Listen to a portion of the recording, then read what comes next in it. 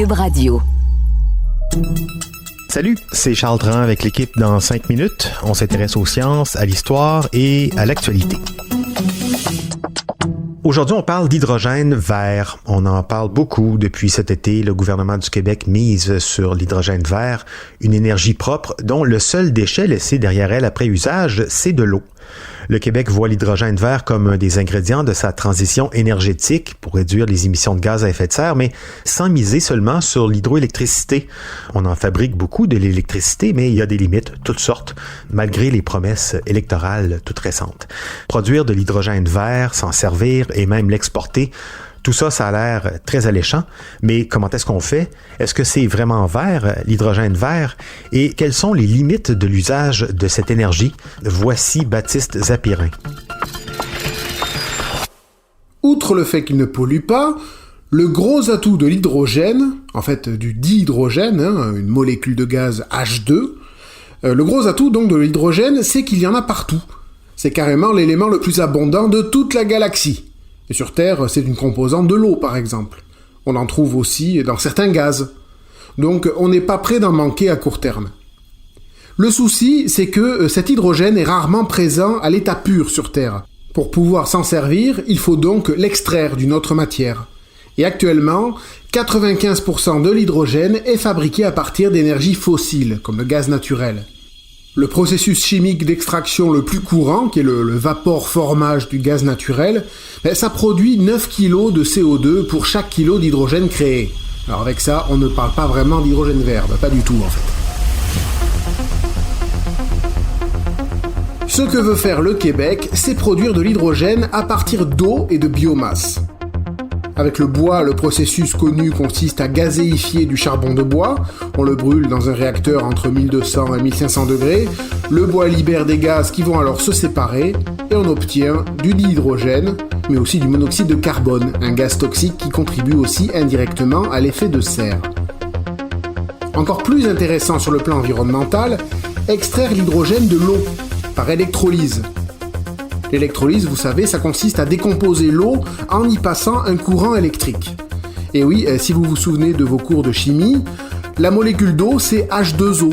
Donc en séparant tout ça, on obtient H2, du dihydrogène, et aussi donc de l'oxygène, eau. Ce processus émet très peu de gaz à effet de serre. Bon, pour y arriver, il faut donc de l'eau, ça on n'en manque pas ici, et de l'électricité propre. Et ça non plus, on n'en manque pas au Québec.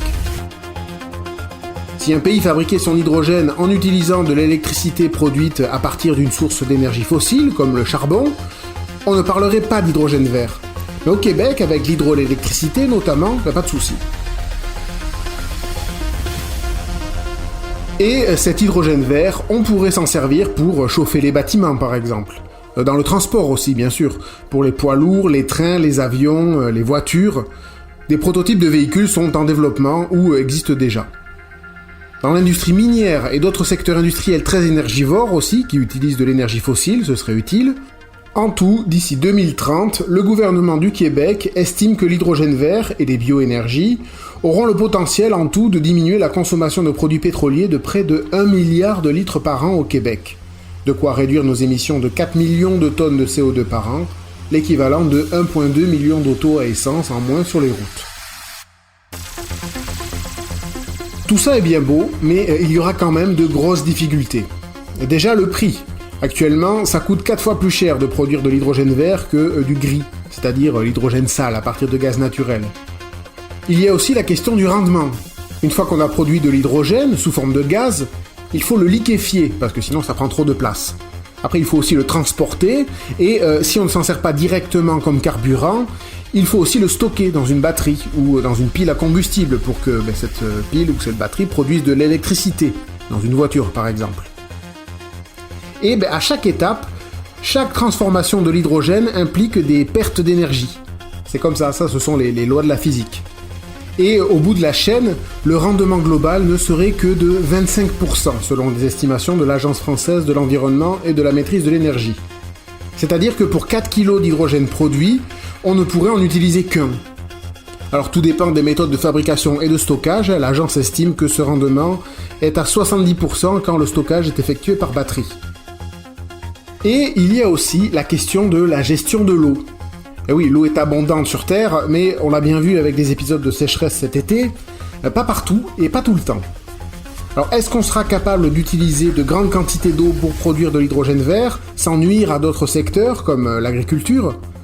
Encore une question importante, mais une chose est sûre, il va bien falloir changer notre modèle énergétique polluant, et donc ces questions, autant se les poser maintenant.